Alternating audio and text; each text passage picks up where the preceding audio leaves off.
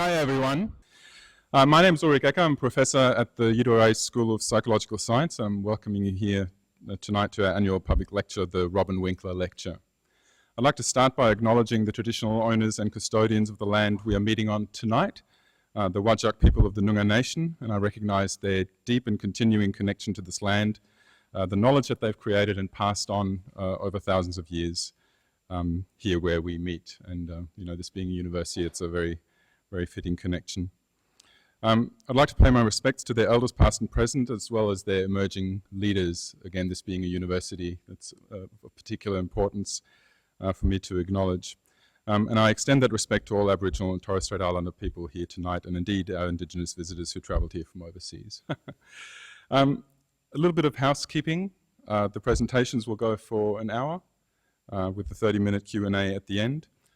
If someone does need to seek out the toilets, they're out here and around the building, so take a left and another left. In the case of an emergency, please follow my instructions, but basically, again, we head out through this door and left and then assemble on the lawn area at the end of the building. Like our clinic, our annual public lecture is named after Robin Winkler. Robin was born in Sydney at the end of World War II to Austrian parents who had fled the Nazi invasion of Austria. And unfortunately, he died prematurely in 1986. He made significant contributions to psychology, first at the University of New South Wales and then here at UWA. Robin's contribution, and I quote his obituary from 1986, was marked by originality of thought and concern for humanitarian values. He frequently took risks in his challenging of conventional wisdom. His research activities were extremely broad and included innovative work on the application of psychology in the provision of mental health care. So that brings us to the topic of tonight's lecture. I'd like to acknowledge the support of the Institute of Advanced Studies, the Public Policy Institute, and of course the School of Indigenous Studies, and in organising and promoting the event. Also acknowledging financial support from the ANU on getting the speakers here. Okay, that was probably enough from me. I would like to introduce the facilitators now who will take it from here. First, Professor Pat Dudgeon AM, a Bardi woman who was the first Aboriginal psychologist. She's a professor here at the UWA School of Indigenous Studies, the director of the Centre of Best Practice in Aboriginal and Torres Strait Islander Suicide Prevention, the lead investigator of the Transforming Indigenous Mental Health and Wellbeing Program, and co-chair of the Social and Emotional Wellbeing Policy Partnership under Closing the Gap. Her work implements transformative methods and change in the areas of psychology and social and emotional wellbeing. Pat was a founding member of the Australian Indigenous Psychologists Association and Wiradjuri Proud Spirit Australia. She is a former commissioner for the National Mental Health Commission, a fellow of the Australian Academy of Health and Medical Sciences, and member of the Order of Australia in recognition of her service to Indigenous mental health, wellbeing and education. Our second facilitator will be Dr Stewart Sutherland from the Australian National University. Stewart is a Wiradjuri man, born and raised on Wiradjuri country in Wellington, New South Wales. With over 20 years of experience in Indigenous health, his work focuses on identity, culture, environment and mental health, with a particular emphasis on the social and emotional well-being of the stolen generations and others forcibly removed from their families. He completed his PhD at the ANU in Canberra, where his research explored the interplay between reconciliation and the social and emotional well-being of individuals impacted by forced removal.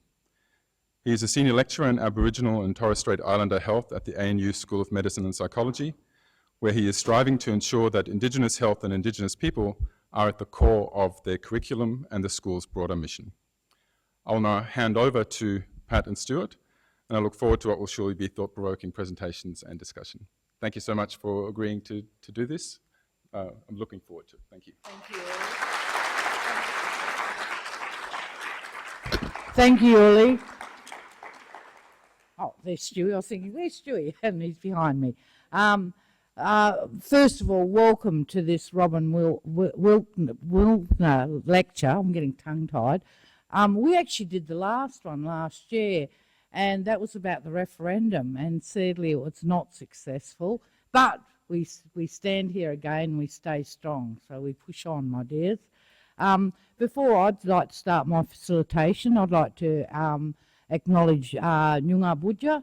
We had a beautiful welcome to country down at the School for Indigenous Studies earlier, and we had Auntie TJ and Auntie Roma Winmer do a lovely smoking ceremony, young Michael Spratt do didgeridoo playing, and we had quite a ceremony. So I'd like to acknowledge the beautiful lands of the Nyunga people that we meet upon. I'm actually not from Perth, although I've been here most of my life. My mob are from the Kimberley, so I come from the Bardi people of the Kimberley, but I actually was born and grew up in Darwin, so I always say a little bit of my heart belongs to Larrakia Nation. So that's a little bit about me, and I think I was well introduced, so I won't go on any more about myself, except to say that I'm so proud and pleased that we have these fabulous speakers who have come together, presenting at ANU, but now presenting with us here at UWA. So over the years, we've made good friendships and met people of like-minded thinking, and that includes Stewart Sutherland from ANU, obviously, but also our international speakers. So Stewie's going to do a full and proper introduction of them, but they are good friends and colleagues, and what I particularly love is that we've come together as psychologists, because we all are psychologists, Indigenous psychologists, to look at how we can put into practice Indigenous knowledges in our practice and our theory. So that's an important part of what we do, to decolonise the academy and to decolonise psychology. So we have attracted people of similar philosophical positions, and I'm very proud to have them here presenting at GWA. Unfortunately, we only have 2 speakers tonight. Unfortunately, Hukari had to go home early, so we're down.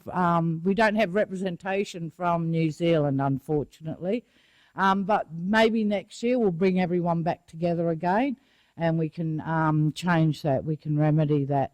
But in my final statement, I'd like to acknowledge the ladies from Wiradjuri. So part of when we brought our visitors over, we thought, hey, let's share them up with the community, you know, rather than just stay in the academia. Not that there's anything wrong with that, but we thought, let's talk to the community and see if they'd like to meet our visitors. And that's worked brilliantly. So that was a real highlight, I feel, for my part of this international exchange, but also for our international visitors. And I'm so delighted to see Auntie Jenny and Auntie Barbara in the audience. So they were part of the Wundering Elders group that welcomed our visitors, and they came to the presentations. Yeah, no, thank you. Yeah, and they've been looking after our visitors, and they came to the museum talk, and they're here tonight. So I love that synergy between the community and the universities, and we have to nurture that and make that even stronger. So thank you, aunties, for being here. And without further ado, I'd like to hand over to my friend and colleague.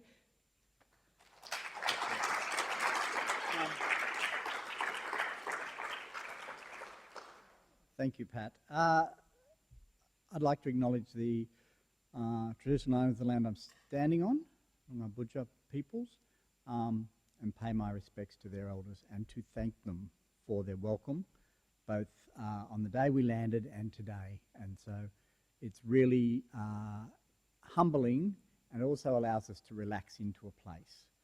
So thank you for allowing us onto your land.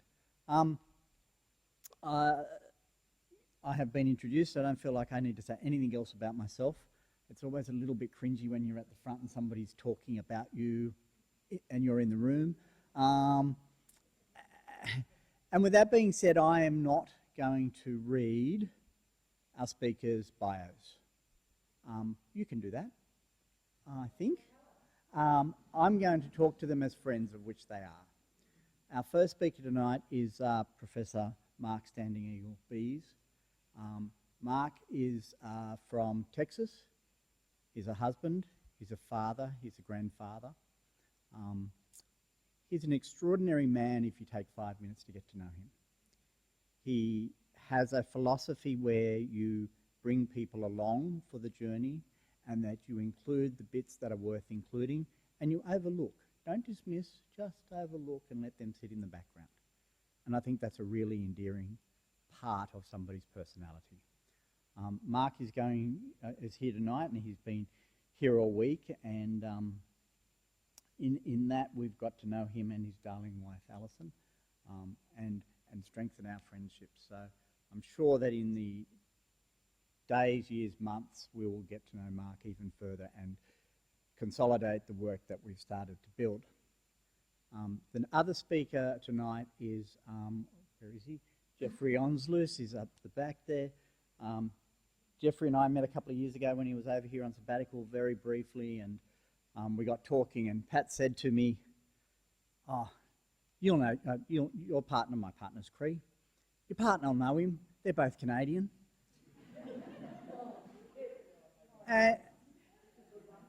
And, you know, everyone's scoffing, but it turns out they're cousins.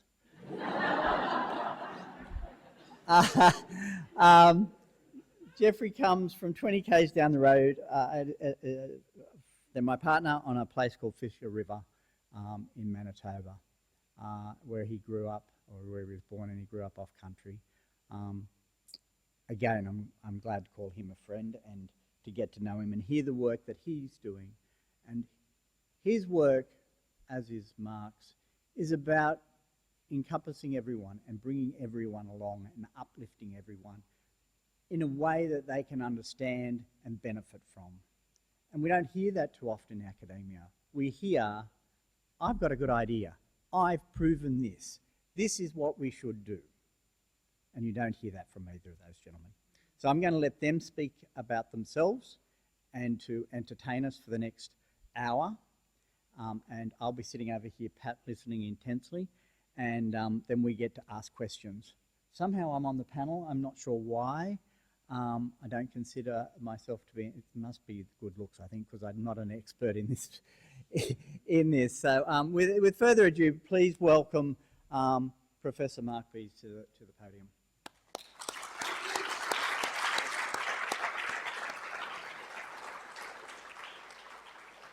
While that is firing up, I want to say Seego Tilmanam, Tapilam Kwawitekan, Alteka Bagwame, Dr. Mark Standing Eagle Bays. I said in my language, hello.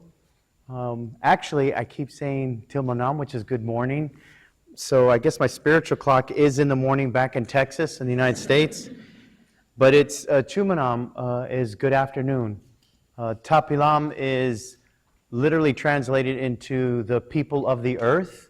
Kwawitekan, our nation, our tribe. And Alteka Pagwame is of the Waterbird clan. That's on my mom's side. On my dad's side, he's part Mohawk Turtle clan and Pawnee Wolf clan. So I share this just in case there's anyone in the audience that I may be related to. But come in a good way, and I do want to mirror both Professor Stewart and Professor Pat Dudgeon of honoring each and every one of you for this opportunity. So I want to say thank you, but especially for all our ancestors that have paved the way for us in the past, all those elders that are here present, as well as all our future leaders in this beautiful world. I want to recognize all of our ancestors, especially those who continue to provide guidance for us. Participated just recently in an amazing smoke ceremony, and I was extremely excited just to partake in having an opportunity to pray for those that are not able to pray for themselves. And we were taught in how we pray is to always pray for others, not pray for ourselves. So it was a beautiful way, and every time we go to some part of the country, the way we ground ourselves as people is we have to go smudge ourselves or gather water to bless ourselves. So we would go and just look for different places where there was a body of water to go and to take and to bless ourselves. What I like to do is to start off with a calming song.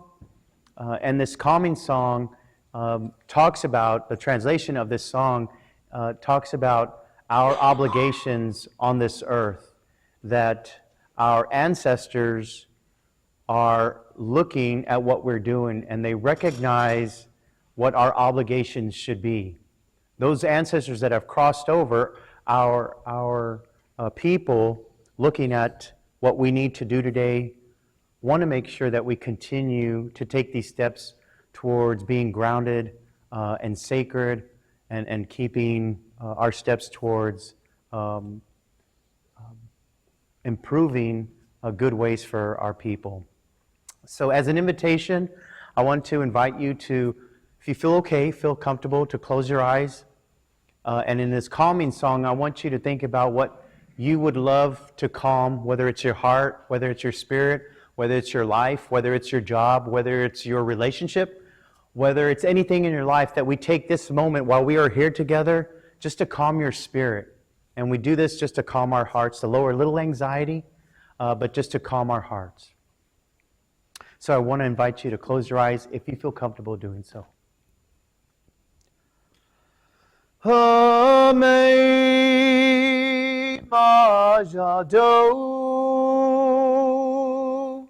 Give a wabi daba, gini gu me gaina gunagin goba, ame majado. Give a wabi daba, hey neo, gini gu me gaina gunagi and go ba, hey neo, hey neo. As Stu had mentioned, I am an assistant professor, soon to be associate professor, of the clinical and counseling department at Bemidji State University. I love what I do and I do what I love.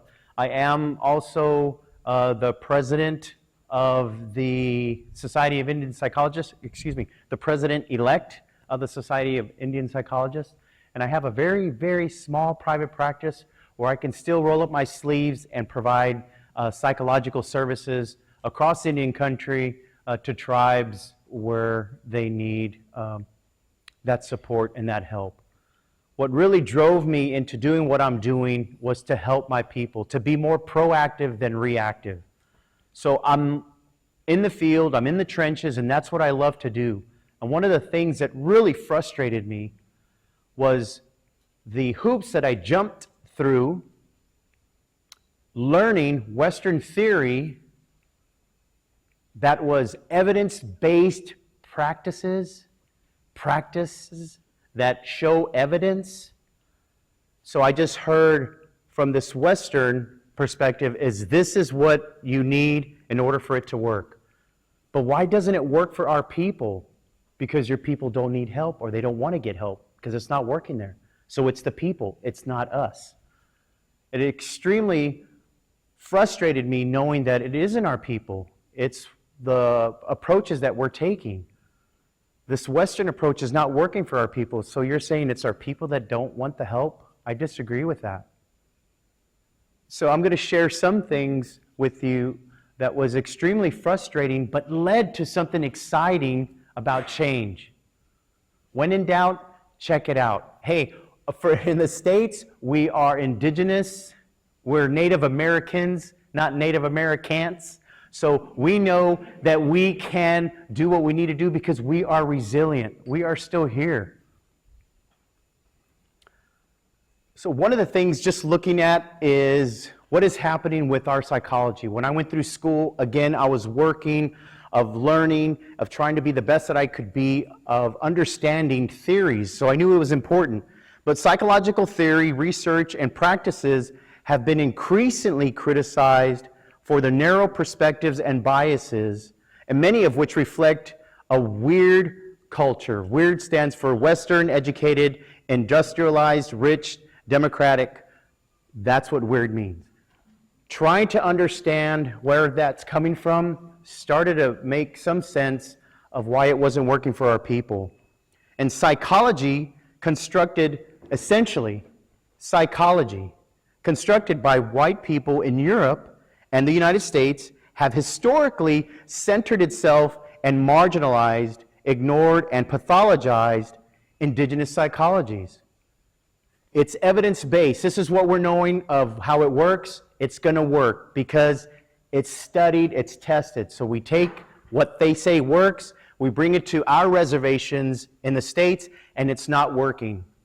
Again, it was, your people don't want help then, because we know it works. Only 1.1% of American Psychological Association members in the United States are American Indian Alaska Native, and I'm one of them. So there's a little over 250 Native psychologists in the United States, so do the math. There's not enough of us to go around. My family back home, this is a picture of my family. Indigenous erasure. Just take a look at that for a second. Indigenous scholars have called for decolonizing psychology to reimagine and reshape the field through epistemic justice, which would require structural change to disrupt the simultaneous silencing of some psychologies and cultural domination of others. APA has apologized. The United States American Psychological Association has apologized for these erasures for us. Again, it looks beautiful on paper, but we need to make sure that there's action to those words. This took place in 2023. In 2024, we are starting to see movement because we are having these discussions with those individuals that were making those promises for change, and they are making them. At a snail pace, nonetheless, it is still moving forward. We'd love for it to go a lot faster, but it's still something that we're working together. If we continue to let Indigenous people be robbed of their customs, we reinforce the narrative that our people do not deserve to exist. So I had an obligation, not only an ethical obligation, but as an Indigenous, educated individual, to say that's not right. I need to make sure that I teach my children and my grandchildren, my family in this picture, that I am saying what I need to say. As an individual with a PhD and a couple of other alphabets behind my name, at least gives me a seat at the table to make those policy changes. Now, I'm not for politics. I don't like politics. I just wish we can all get along and we could just all be together. And I don't like this. However, some of my elders were saying, you are that voice. If we need you to make that change, to speak up for our people, we need you to do that. That could be an obligation that we can have as a people. Again, it's something that I don't like confrontation. I'm not a confrontive person, but I know when it comes to making these steps to help our people, I have that much more of the strength and support to get to where I need to be. Without a critical mass of Indigenous psychologists, how do we undo colonialism? How does that going to happen, right? Well, it isn't just an Indigenous problem. There are many non-Indigenous psychologists who are working toward this goal, and many of which I've cited. But for me personally, I have learned on the teachings that I have received along on my journey that I have come to know that it is our field, in this field, is sick of colonialism. And when there is sickness, there should be medicine for healing. Don't you think we know how to take care of our own people? You would think that would be a no-brainer. When I was going through school, I was saying, this isn't going to work for our people. Do you want your PhD? This is how it has to be. Do you want to cross the finish line? This is how you need to do it. I'll do what you say, but it's not what's going to work for our people. So having this understanding of sickness comes with this importance of medicine. When we're sick, don't we take medicine? Right? And I was telling someone when I was back in Canberra that I'm a medicine man. I am a male, I am a man, and in my pocket I have some Tylenol. So I am a man with medicine. But we all take medicine for something. If your head hurts, your throat hurts, your back hurts. And we could just go to the medicine cupboard and take what we need to take. But when it comes to Indigenous people and our ways, we've known how to do this for years. We can't always change or prevent or remove suffering and pain. We understand that as Indigenous people. But still, we can cultivate hope and support resiliency by learning more about mental health approaches. I was really honored to be in the presence of a well-known psychiatrist, non-Indigenous, that I looked up to for years. He's just known throughout the United States. And I was speaking, and he came up to me, and his understanding wasn't clicking or registering for him. And he just thought that he was tailoring too much. If the people need help, that they need to come and essentially structure what needs to be structured on his terms. So I was scratching my head and I said, aren't we there for our clients? We're not here to get rich. Don't we need to know what their ailments are, their issues are, and then start developing or creating healing steps towards healing? But he was stuck in his ways, and he just said, this is how I'm going to do it, regardless of race, regardless of gender. If they need help, this is where I am. And it was really disappointing to hear because he was stuck in his ways. You can't teach an old dog new tricks. That's what I just thought. But it was disappointing to know that he wasn't going to change, regardless if he knew if it was helpful or not. But if we can incorporate cultural steps that support and help Indigenous populations we serve, then it was worth it. So you have the sage from the states that we use, and in the center, the sweetgrass, another herb that grows in the States and in Canada. And then I got this picture when I was in Melbourne, in March, and one of the aunties shared this photo with me, and I learned more about bush medicine. And Auntie Barbara and Auntie Jenny blessed myself and my wife yesterday, and they asked, do you want to come with us? We just met them. Do you want to come with us to go learn about bush medicine and bush plants? And when you're invited this way, and I'll just say this for Indigenous people, when you're invited that way, that's very special. They're bringing you in. But it's real easy to say, I'm good. I want to stay in the hotel. I want to have the AC on. I want to watch some TV. I'm good. But what we just saw and what we learned yesterday, I don't even get to read this in the books.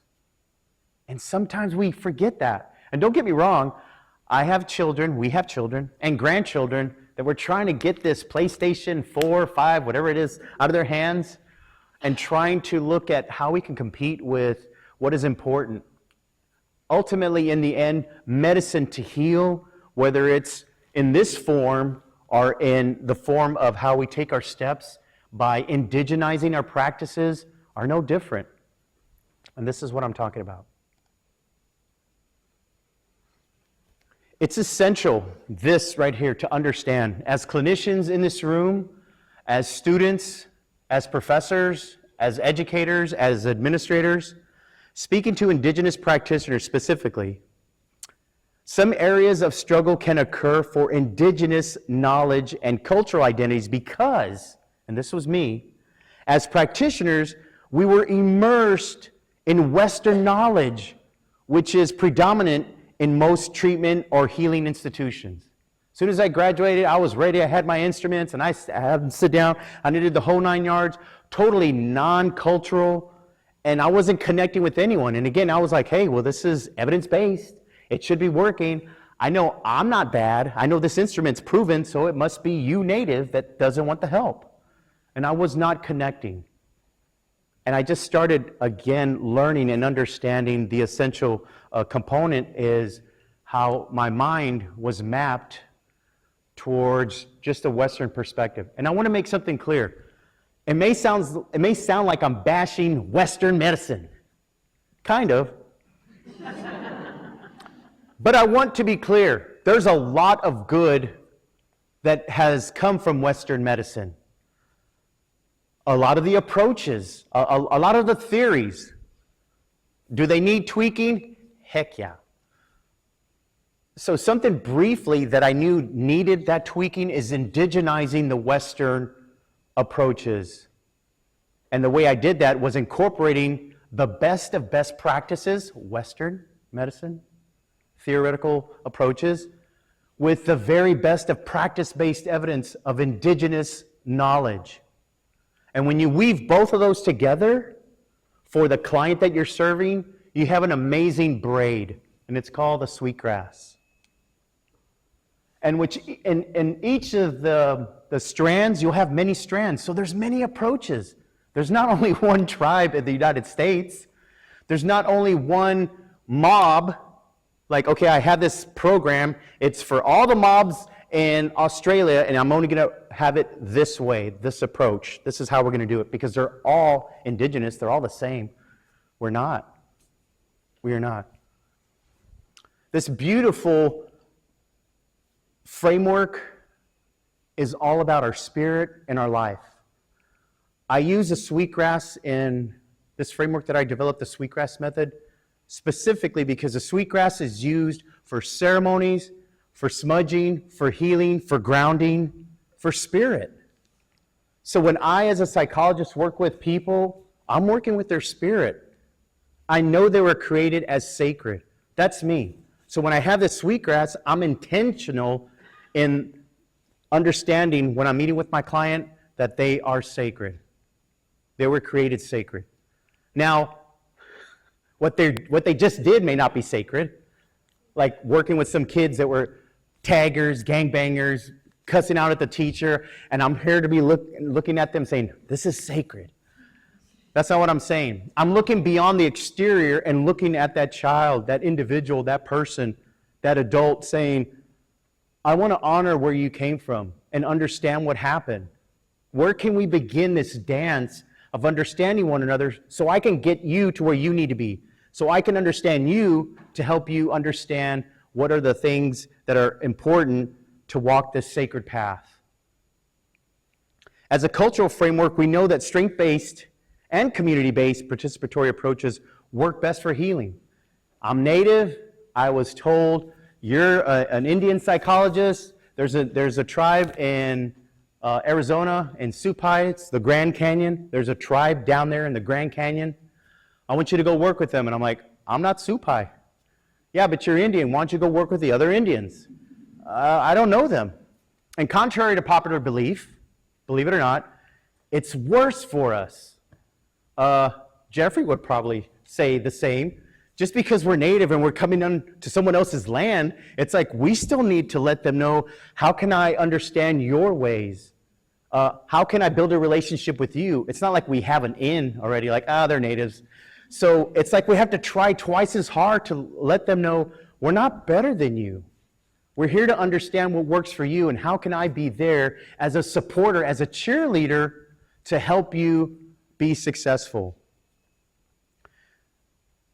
So when we incorporate approaches that work best towards healing, right, we'll have more opportunities for successful outcomes when we look at frameworks from a cultural context. When we look at the concept of our stories as evidence, as our ceremonies as evidence, as our indigenous ways as evidence, they match just as valuable as Western-based practices. It's not something that just, they think they just thought this up and let's see what happens. We hold true to our steps, to our ceremonies, to our ways of being, and not just when things are going bad. We wake up in the morning, we face the east, we greet the sun, we thank our Creator for another day. Because I don't know when I'm going to be leaving this earth, and none of us have that guaranteed when our day is going to be the last day. So we give thanks. So because of this frustration of always having to share with communities and individuals across the United States on Indian country, some of the Western approaches were not working. So in 2006, 2007 is when I developed the sweetgrass method, incorporating Western methodologies that work and traditional ways of being that work for the clients or the community or the individuals that I am working with. Now, this last slide is a very meaningful and powerful slide for two reasons. One, it's essential to understand. If there's something you don't know or remember after I just shared with you my story, that there are many indigenous communities concerned with the seriousness of mental health across Indian country and are eager to advance effective solutions to this epidemic. The example would be hunger. We're hungry. We hunger for happiness. We hunger for healing. But if you are serving something that we don't like to eat, we may not eat it. Now, the person making the food may say, I guess they're not hungry, but we're starving. So why don't you get an indigenous chef in there and put some indigenous ingredients that will say, you know what, I think I'll eat that now. There's some food that we don't like. Everybody in here has choices, right? We all have choices. There's things that we like and things that we don't like. So we choose not to do that. Not because we're not hungry, but we just choose because that's something that we don't like or we may not appreciate. But taking it a step further, how about if the chef disrespects us in the restaurant? How about if the chef doesn't care if we eat or not? Or doesn't acknowledge who we are? That's the same experiences that we've experienced as Indigenous people going to therapy, which is a word that is very sensitive. We'll gather, we'll have sacred circles, we'll have a talking circle, we'll have a talking stick, we'll have a talking feather. But it's not to say that we're not hungry or we don't want healing. Yet these communities are also concerned about the perpetuation of colonizing and disordered focus, stigmatizing approaches to mental health and social narratives related to learning essential steps towards healing. So if we're going to be providing that help or that food, that we be more culturally responsive, culturally sensitive, culturally relevant, and culturally aware of the students or individuals or communities that we are serving. That's being culturally humbled, cultural humility. It's not cultural competence. I don't know anybody in here that is culturally competent on culture. I'm Native, and I can't even say I know all different tribes and their ways and their ceremonies and their customs. But if we could take a step of saying that I'm here to work with you, help me understand you better so this healing for both of us can be a place where we can work together, that's what it's about, is taking that step towards healing.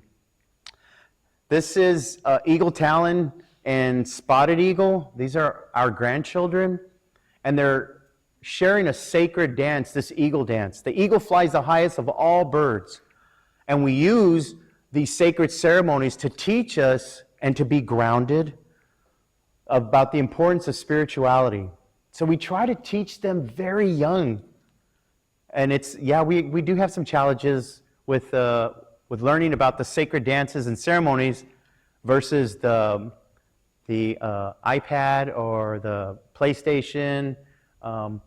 We do have some give and take there, but it is important that we teach them young in life. So I would like to close off with the closing song, and the calming song was just to calm your heart, to calm your spirit, just to listen to what I had to say. And I want to thank you for the invitation of just you being respectful, just to listen. It hasn't always been easy for me. I'm the only one in the family that has a PhD. My mom, she went up to 8th grade. That was it. My dad graduated from high school. That was it. So me continuing and furthering the education, I wasn't for that. I just wanted to work. But the greater mission and story for my family was helping our people. You have an obligation, Mark, to help our people. So I love what I do, and I'm doing what I love. And I can't wait to continue to network with beautiful people across the pond. We're in the United States, and you all are here, that we can at least share our story of what works. And we can sit down to exchange recipes, if you will, on some dishes that may be tasty instead of just straight up dry gruel, Western type medicine, that we can look at really exciting approaches. And I'll say this, you don't have to be native, you don't have to be indigenous to build a relationship with indigenous people. As psychologists, as practitioners, it's about the story of working and building a relationship with our indigenous people, and that's by honoring our people's experiences. That's it. That's it. So in closing, again, I want to thank you. And this song is a blessing song, not only to bless you for being here today, but bless you for everything that you are doing in life, at your work, at school, the students that you may be working with, and how many of those students that you are impacting, or even those students that are in here, of what you want to do to help others help themselves. So this blessing song, take it into your spirit. And I'll say this, I don't know how, or I don't know why. No, I do know why. These songs are medicine songs. And I guarantee you, tonight, you will have the best sleep you will have. I guarantee you will have that. You won't have like scary dreams or anything like that. You don't have to take melatonin or anything like that. Just take in the blessing that you deserve. Take in the blessing that you deserve. Okay? So with that, again, I want to invite you to close your eyes and just take in all the blessings that you deserve.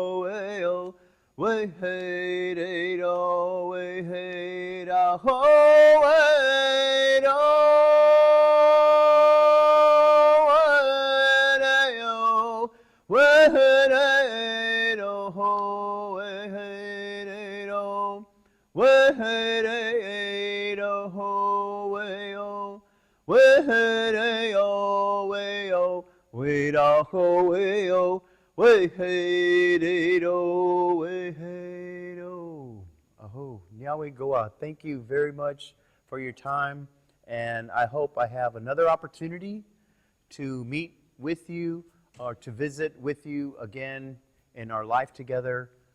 So I just want to say that much. I hope.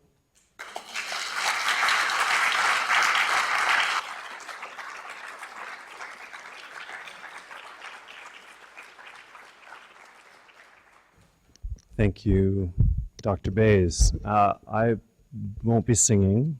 I'm more of a like Oasis and Rage Against the Machine kind of guy.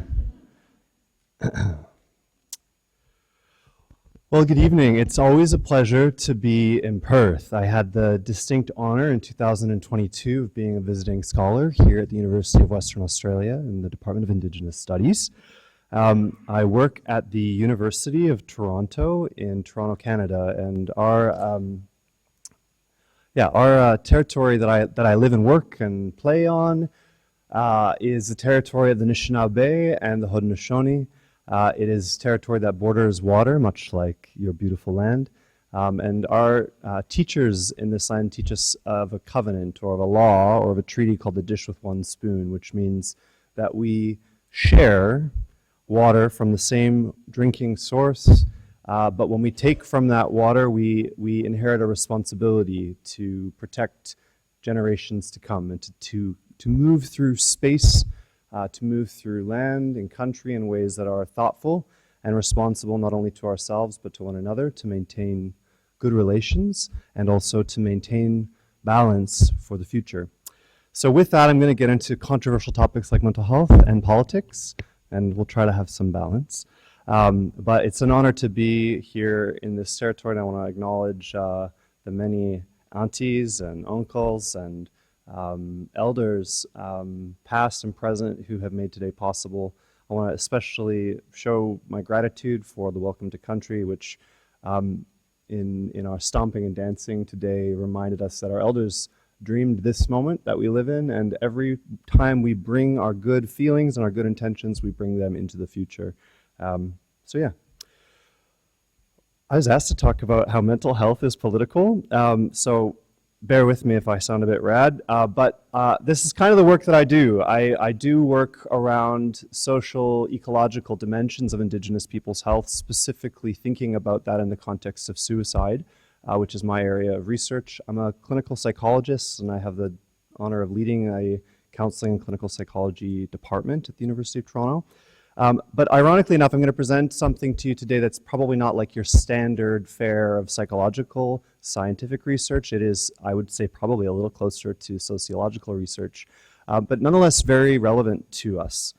I think I would say one particular dimension of politics that particularly impacts the lives of Indigenous people is in my context, where I come from, is the issue of policing.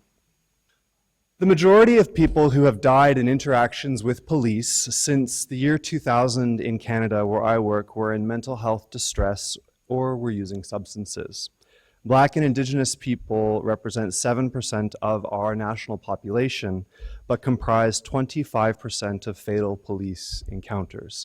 This is, I'll be presenting this based on the work that I do here in the context of the Canadian public, but I know that these statistics are actually quite deeply resonant, particularly in WA and the Northern Territory here in Australia. In Canada, Indigenous peoples account for approximately 33% of all fatal police-involved shootings, while representing only 4.1% of our population. And in Winnipeg, my hometown, the territory of the Cree and the Anishinaabe, 67% of deaths in police custody are Indigenous peoples, though we represent only 10.6% of our municipal population.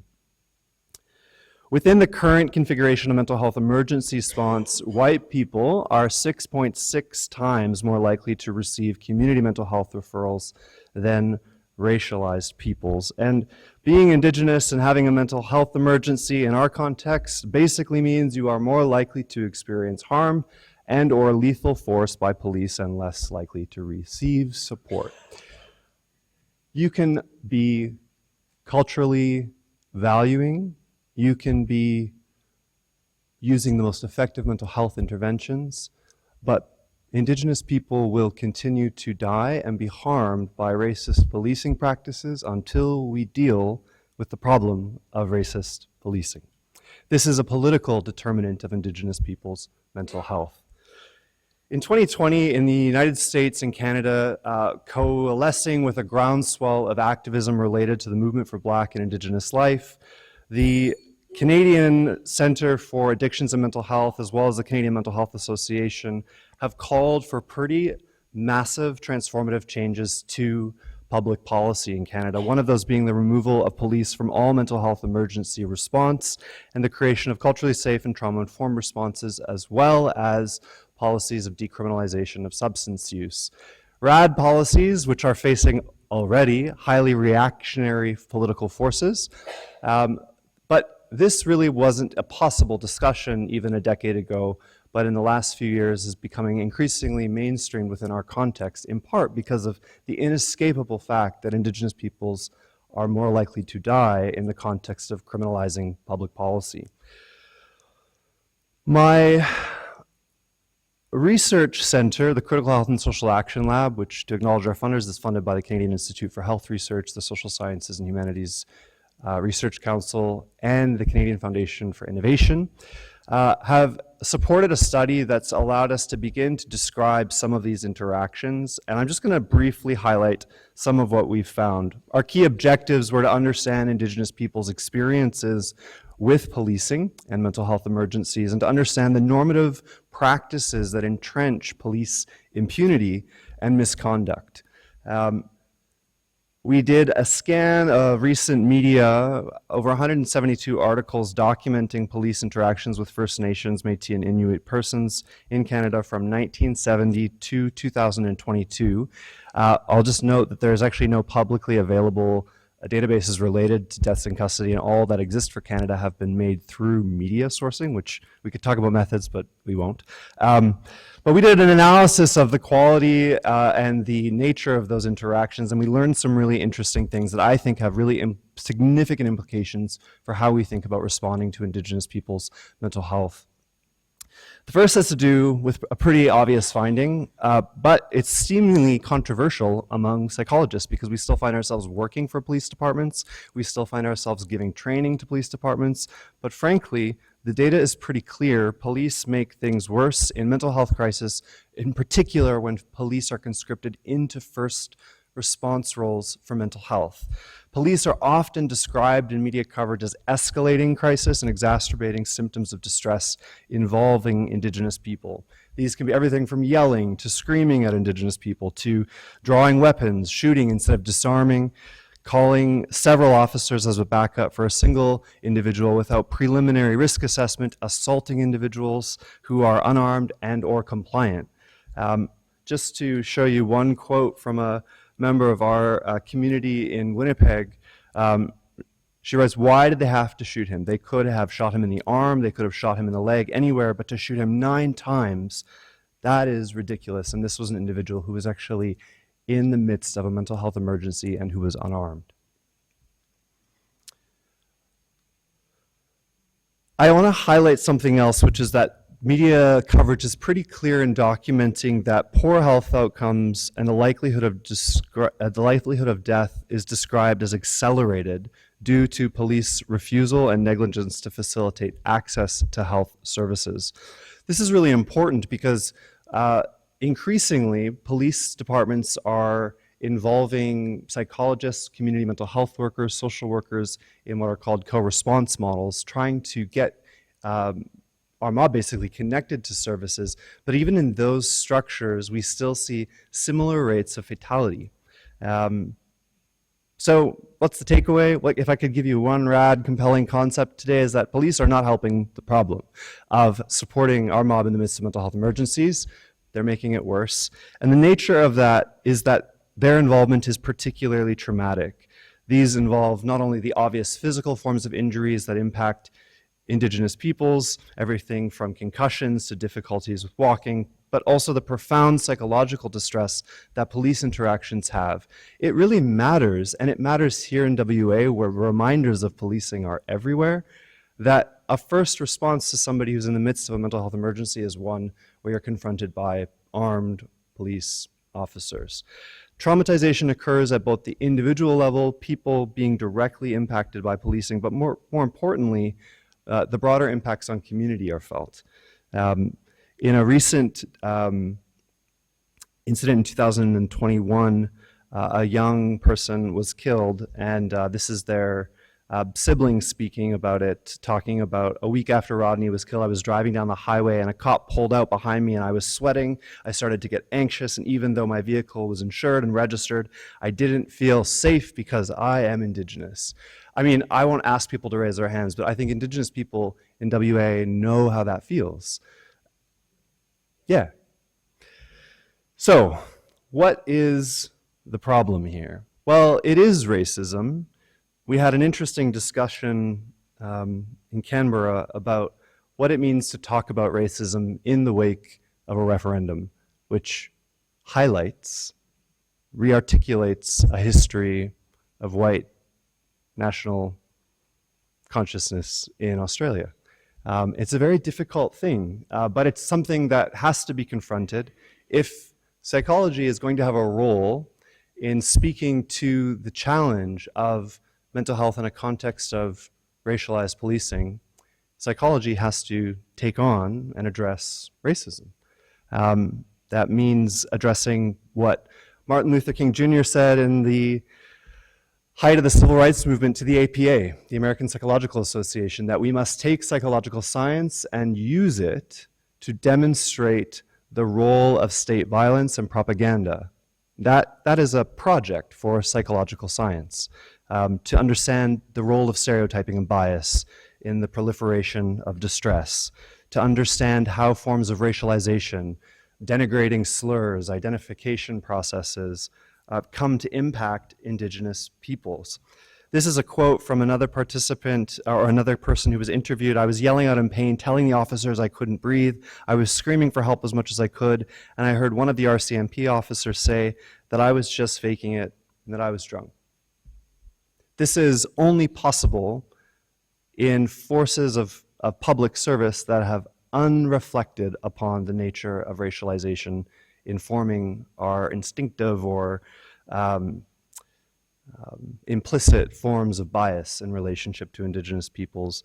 But moreover, it reflects the profound dehumanization that is necessary for colonial projects to occur in the first place. I want to give you one particular example of this from my home territory, which is particularly salient in the desert, which this is kind of what our desert looks like in a couple of weeks from now when the snow hits. It drops to about minus 30 degrees Celsius.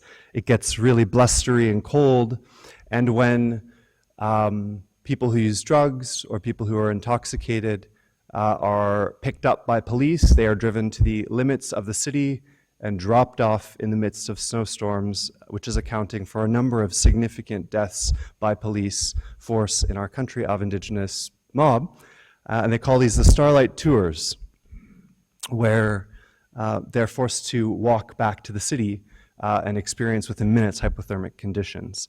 Now, I'm not saying this to just shock you, though I will admit it is shocking. I'm doing this to highlight that there are normative practices that perpetuate a kind of impunity for racism in a society, like Australia, like Canada, like the United States, even like New Zealand. They're really sweet there, though. One of those issues is the non-responsiveness of both policing and disciplines like our own, psychology, to engage the public in meaningful and substantive conversations about racism. We persist in these issues because we don't have the courage as a society to actually talk about the impacts of racism and the material threat they pose to our well-being. We have laws, policies, and legislation, and the refusal to adopt things like constitutional rights that perpetuate these forms of violence. We have the commitment to systems improvement without implementation plans. We have a lack of transparency about data and who is impacted by these forms of violence. And allegations and infractions and mental health status are often used as a justification for violence. They were using drugs. They were intoxicated. They didn't have a house. These are the things that get people arrested, and these are the things that are consequently a part of the procedural process by which people become targets and marked for forms of racial violence. So, what does this mean? What do we do with this? Well, I think part of it is quite obvious, that psychological science and research needs to become allied with the people and not with the police. This is an abolitionist perspective I'm offering you, not one that psychologists are often accustomed to, but one that we must think through if the implications are that the intervention of policing is failing our people. Harm is racially directed and grave. We cannot escape the fact that there is a racialized form of health inequality that impacts Indigenous people, that my mob in Fisher River and yours in the Kimberley, in Perth, in Alice Springs, are impacted by a kind of policing which is racist. And police impunity is deeply entrenched, and to take it on, you have to do research that's driven by a commitment to justice, not just curiosity. We need to have grounded research that responds to the social problems of our time, not merely self-congratulatory psychological research. There are broken records that raise serious concern about theories of change. I think we need to give serious thought as psychologists to the limits of reform and give our concerted effort towards abolitionist approaches which activate and advance Indigenous people's self-determination. That is disruptive. That's, yes, radical. And it's data-driven. Insofar as we look at the kinds of approaches that are invested in for the better part of a century in our countries that seem to only enhance and increase the budgetary powers of policing while failing to redress the problem of supporting Indigenous people in the midst of mental health emergencies. It shouldn't kill us to get help. What can we do? We can look to the political courage of Indigenous peoples around the world. Australia, you've been given a gift in the Uluru Statement from the Heart. You mucked up the referendum, and you've still got people today in this room who've welcomed you to country, which means that the promise of justice only requires your courage. Your courage to be pulled into a struggle for racial justice. It will complicate your practice.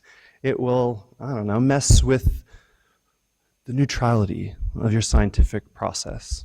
But it will give you deeper connection, and it will build your life up, because when we lift up the lives of others and when we resist racial oppression, we make a more inhabitable society. So I'll stop there. I look forward to our conversation.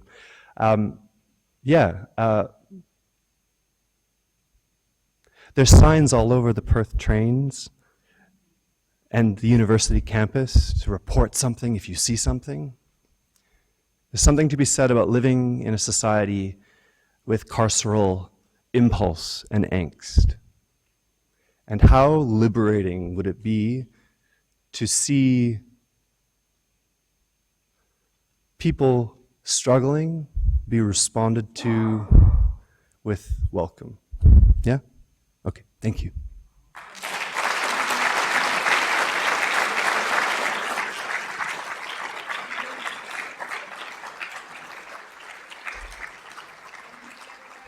Thank you, Mark. And I'd invite you and also Mark's wife, who I'm blanking out now. Alison, damn, I blank out occasionally, I'm tired. Alison, my dear, I'd invite you to the front, and we're going to open up for questions. We've already received some questions, but I know Auntie Barb actually has a question, so we're going to lead off with her question. And do we have a mic runner? We have a mic runner. Okay. Well, Jeffrey. Sorry, Jeffrey, I still could not even remember your name. How many times I met you? Sorry. You know when you said about the police, well, it was quite emotional for me because we had that in the medical with the doctors and the nurses and that too. My nephew, well, our nephew, went to have a heart operation, and they gave him some medication, he'd said to them, I can't breathe, blah, blah, blah. Their response was, it's never reacted to anybody else, so it shouldn't do that to you. And he died. And the only way we could get to him, mate, Jenny sent on Facebook and tried to contact him through Facebook to try and get their hospital to take note of what was happening to him. But it was too late, eh? He died. So when you said the police, you got the medical people too that are causing all these problems and don't listen, and they also don't use the interpreting services to help our people and that. And that's happening across the board. Everything that you both said, that's happening here too. But I just wanted to highlight it, that even though you got the police there and the security, it's more than that. And some of our own relatives and community, when something happens to someone having a mental health issue, they straight away want to ring the police instead of thinking, oh, I wonder if they have a mental health unit set up where we can ring them first. And that's what happened to one of the young girls a couple of years ago.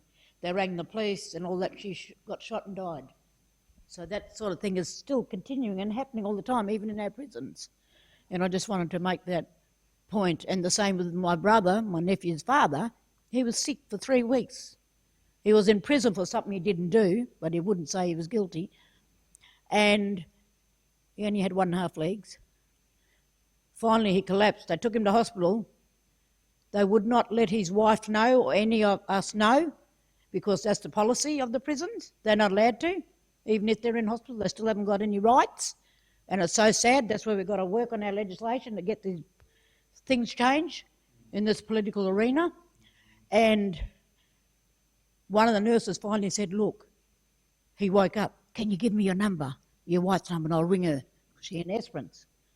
So she rang him. But by the time she's able to get there, they wouldn't let her see him because she had to fly the next day, and she had to go through hierarchy to try to get to see her husband. But when she finally got in, he died. But we were just here and we could have went to the hospital, but they wouldn't let us know. So that's the obstacles we have all over, I suppose. Just wanted to make that point. And it was just emotional, that presentation. Well, I really appreciate what you're saying, and I'll just add too that I think sometimes we get really easily convinced as psychologists that we're like not actually a part of this policing structure and system. Thank you. But in fact, we're deeply implicated in it. If you think about something like suicide risk assessment as a practice, I'm so concerned about the ways that in both of our countries, this becomes an extension of carceral practice as opposed to an extension of therapeutic care. That we switch gears into a, what's my legal risk? How do I manage this person who I'm now seeing through the lens of threat? Instead of thinking about accompaniment. How do I move towards someone in pain? How do I understand what suicidality in their life means, or what addiction in their life means, or what any number of experiences might mean? But we need to really think about the policing impulses that exist within our own practice as health professionals and as researchers, I might add, and to think about what it might mean to do those same vocations, but in a way that is deeply committed to a future without policing. It's a sad state of affairs when our governments invest more in policing, more in the building and maintenance of prisons and youth detention centers and immigration detention centers, which, by the way, is not a crime to be a migrant, than investing in Indigenous health services or mental health promotion and preventative services. So I really appreciate that, and I agree with you, knowing that pain so deeply in our own community, that kind of loss is profound, Auntie. And I think, without being too direct, the statement "I can't breathe" is something that psychology should respond to in a way that provides oxygen. not further entrenches that which threatens our very life. Yeah? Thank you. Good question. I'm just going to pick one. This is sort of, I think, we are psychologists, although it is generalisable, it is broader. One of the things that we have been discussing amongst ourselves is that the APA did an apology to Native American people recently, about 2 years ago, yes. And our own APS, our Australian Psychological Society, did their apology, and I think it was in 2016. And it was fabulous. I remember that moment because I was actually doing a keynote at the big APS conference that year. So I made room in my keynote so we could have the apology announced. And we asked everyone, all the Aboriginal people from the audience to come onto stage, and the apology was read, and it was a magical moment. And then nothing happened afterwards. And that was it. So actually the APS has returned to the fray, and there's talk about, developing an Indigenous psychology task force, etc. But it was a disappointing outcome. And I think questions like this, the topic of our whole conversation tonight, mental health is political for those who are marginalised, and Indigenous people.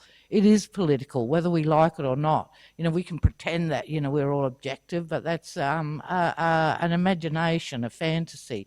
So I think my question is, how can we move beyond the apology to meaningful action? Because we're all part of this society. We all have agency and power. So how can we, as psychologists, move beyond the apology to meaningful action? Mark? The American Psychological Association had these discussions beginning in 2020, 21, and they partnered with several Indigenous psychologists to really sit down at the table and looking at how we can craft something that is meaningful. And in 2003, when that came about, just like that, it was an amazing, a beautiful letter. 2023. It was a beautiful apology. And I was so excited. It was historical. Not to mention the president just apologized in the States, Joe Biden, for all the atrocities for the boarding schools. That's a first step. But what just rung in my mind is I remember seeing an Indigenous person with a shirt, and I just keep thinking of it. It says, "Stop apologizing and giving my land back." Whoa, the action. So I am happy to say that as the president-elect of the Society of Indian Psychologists, our elders had made these steps and guides for me to make sure that there's actions to those words. So when I become president, that it happens.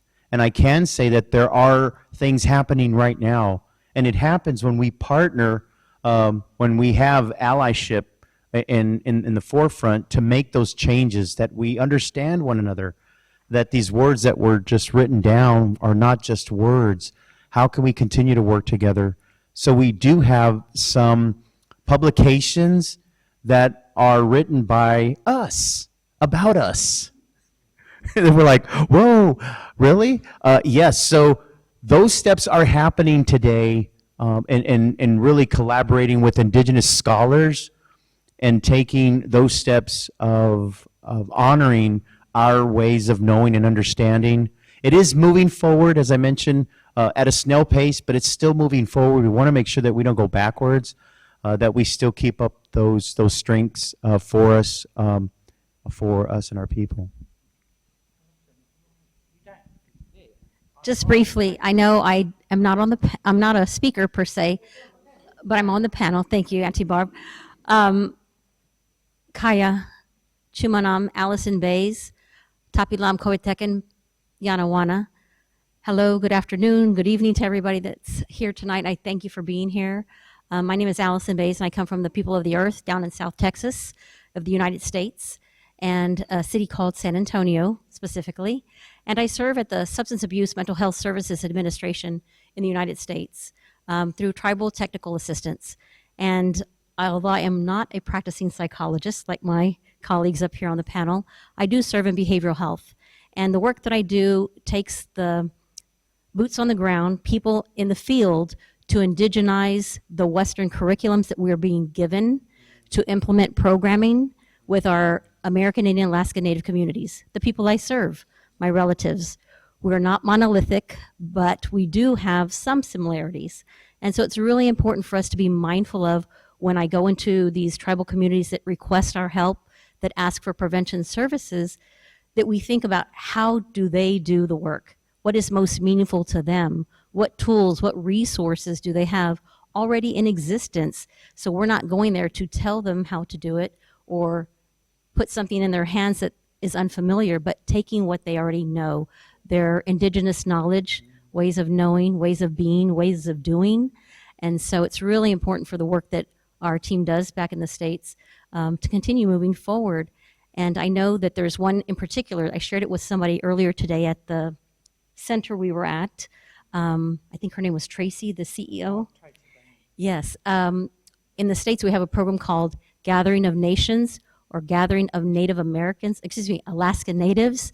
Here in Australia, it's been brought over called Gathering of Traditional Owners, because it's a culturally based program that looks to the community to discern what are your most important needs? What do you need for prevention with our youth, with our Native communities? And we look at how do we include our young people for a sense of belonging? How do we look at mastering the tools that they already have in their own communities so they can move forward in a very positive way, working together for their own solutions, not looking to the government, not looking to others to find their solutions, but they already have them among their community. So I want to just encourage you all to look that up if you can. And there are many other curriculums. That's just the one I know that we've indigenized along the way and is very similar here in Australia. It's all about self-determination. So I can just speak to your question, Pat, from, it's a really good one, by the way. Yeah. She's pretty deadly.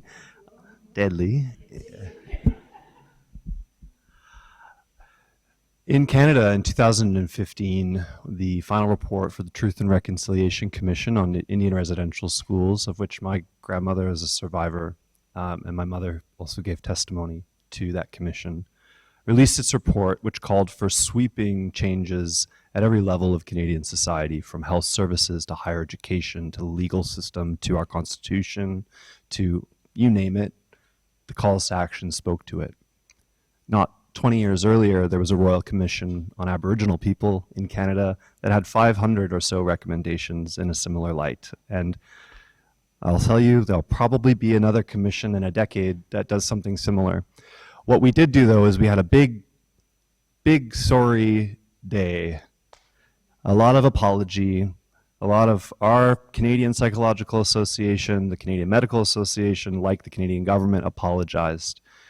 One thing I can tell you from the data is that since those apologies in 2015 and onwards, the rates of incarceration for Indigenous people, particularly Indigenous women, have increased. The rates of death in custody and the rates of death in hospitals for Indigenous peoples has increased.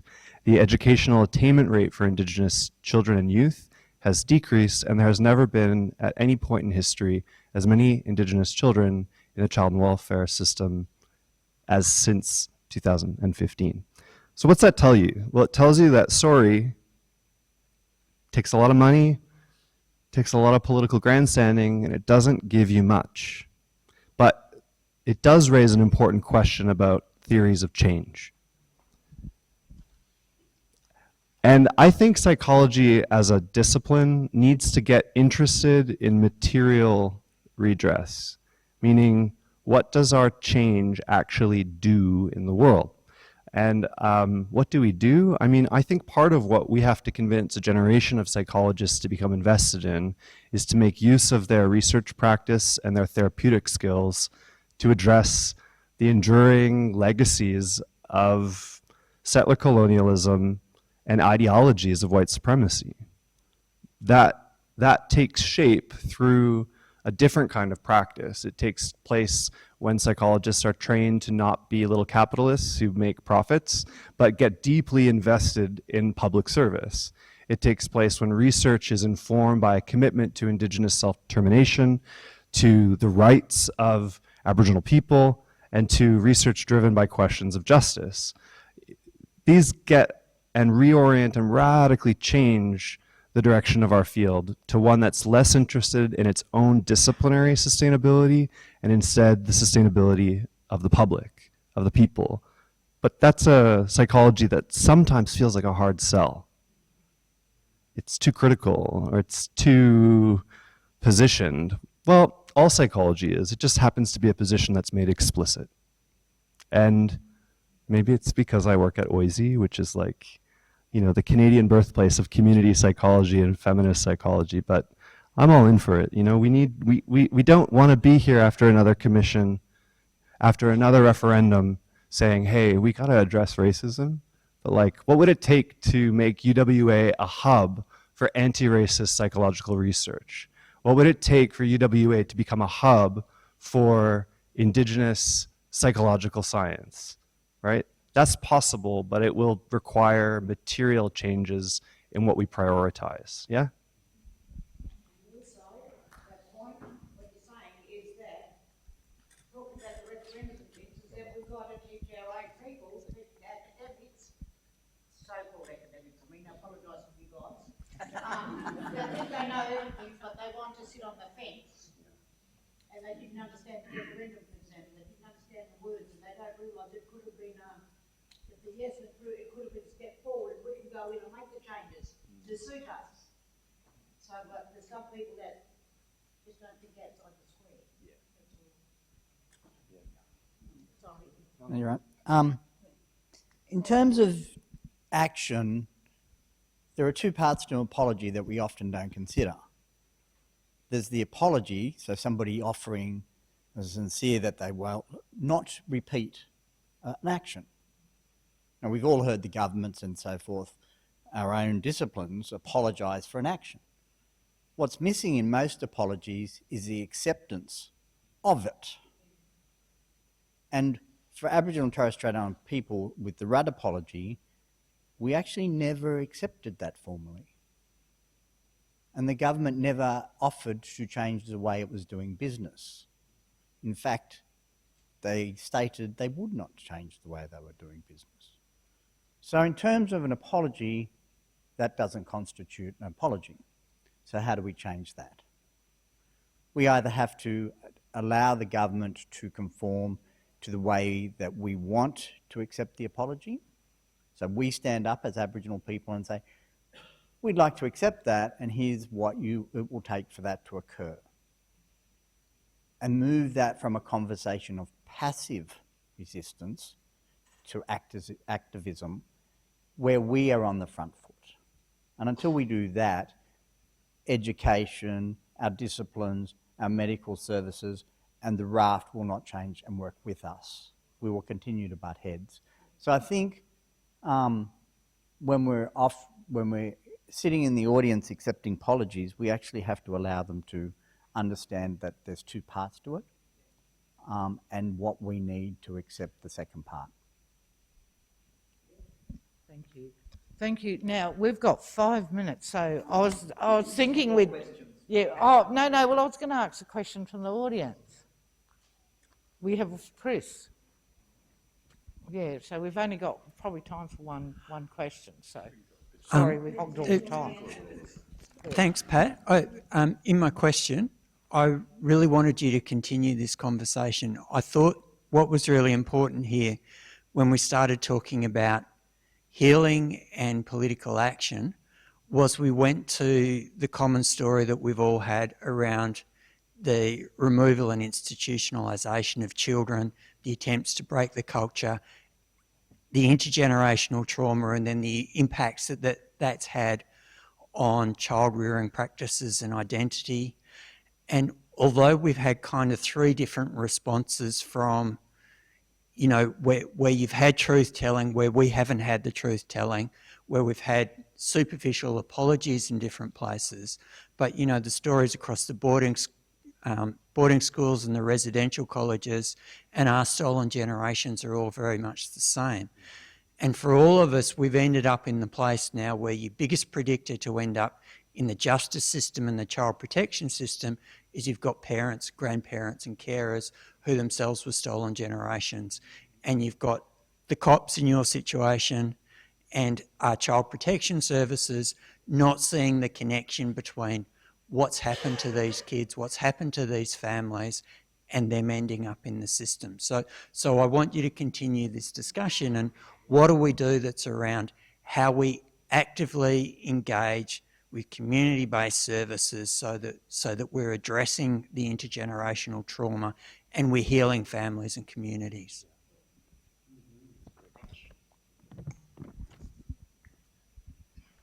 Any comments? So I'll just say that in our context, I mean, part of how I think about that is that we need to, one, give psychologists a different kind of political education, and that means understanding psychosocial distress in a socio and political ecology. So that means we understand not just social determinants like, oh, you're Indigenous or you're Aboriginal, you're going to be more at risk. No, it's going, well, why does that risk exist for Indigenous people? What are the kind of structures and systems that produce that kind of harm? And the child welfare system is a great example of that, in part because psychologists have an active role in assessing the entry of children into these contexts of care, not just through the assessments that social workers often are engaged in, but in particular the work that psychologists do for courts. So, you know, I don't think I ever had a lecture in my psychological education around that, yet within months of being registered, I was doing assessments that predicted that outcome. Or when I worked in the youth justice system, you know, the reports that I would write that would have a significant impact on the likelihood of somebody getting sentenced a particular way. Like, we have deeply political responsibilities, but often don't think about the ways that they're situated in this broader ecology. So I think education is one of those ways that we do that. I think the other thing is that we have to orient psychological research radically towards prevention. We cannot just be a field that is preoccupied with psychopathology and psychopathology that is driven by a particular diagnostic framework that allows us to get rich. Instead, we need to be deeply, deeply committed and ethically formed by a commitment to preventative care. Yeah. Thank you. Look, I didn't want to hog any of the talk space, but I was just thinking, you know, we've got some, and I guess, you know, we've looked at all the challenges, and they're real and they're, you know, formidable, but we also have some bright sparks of hope as well. And I think that whole community movement that has started, the reclaiming of our Indigenous cultures, which will continue despite whatever government's in place. You know, we went to ACWA today, which is the Aboriginal Health Council of Western Australia, and had lunch there with them. And they're the community, they run all the AMSs in the state. And that, you know, they were talking about some of the initiatives that they're doing, the big men's gathering that happened in the Kimberley, which also happened concurrently in Sydney. So those are the bright sparks that we have to nurture of our community taking charge of their issues. We've also got the national agreement on Close the Gap. I don't know how that'll go if there's a change of government, but that's the start of, you know, us working in partnership with the government. And there's lots of other little examples of sparks of hope, but we do need to nurture them and play our role in the academy. So we do strength-based research. We're sort of forced to almost in Australia because we've got very strict ethical guidelines, and we do need to take a strength-based approach. So, you know, even though I get annoyed sometimes, you think, oh, I have to jump through all the ethics hoops. They're there to protect our people, so I grudgingly go, yeah, okay. And sometimes you get knocked back and you have to redo it.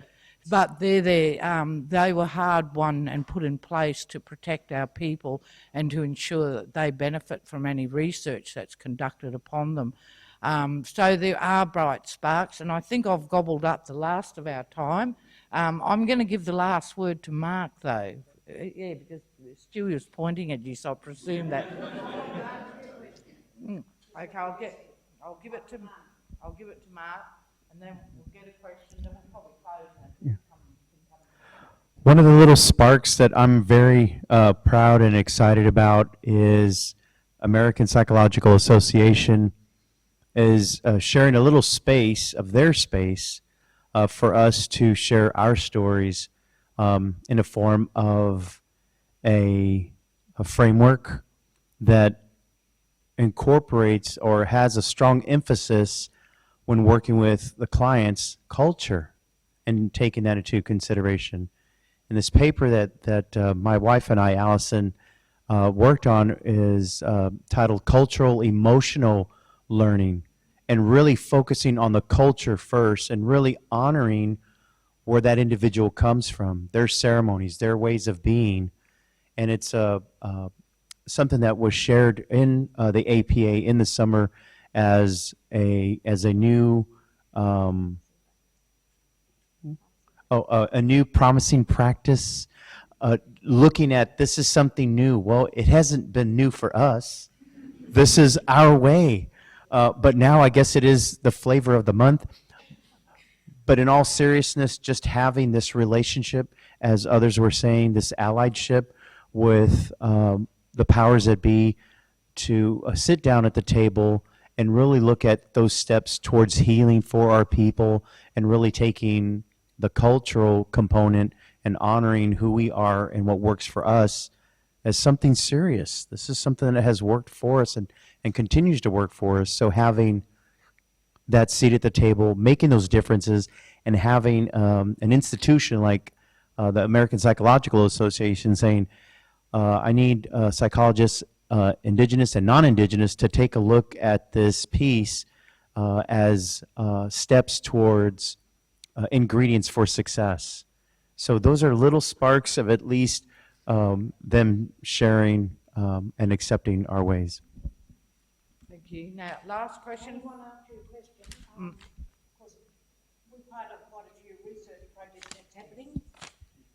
And one of the obstacles we know we come across is that the eastern states are making all the decisions of these different research things, and they want to use the word Indigenous, for example.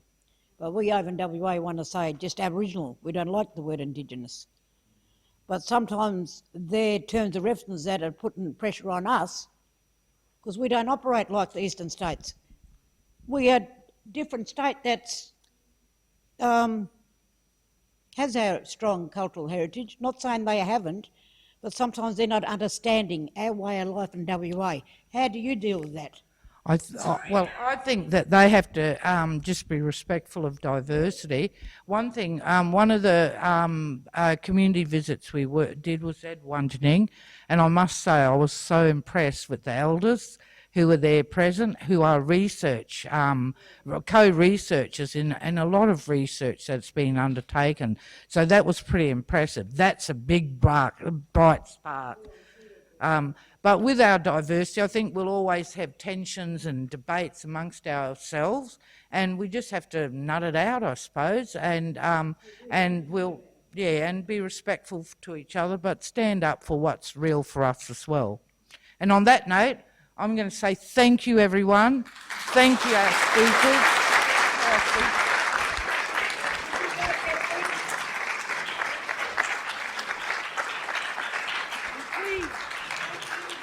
No,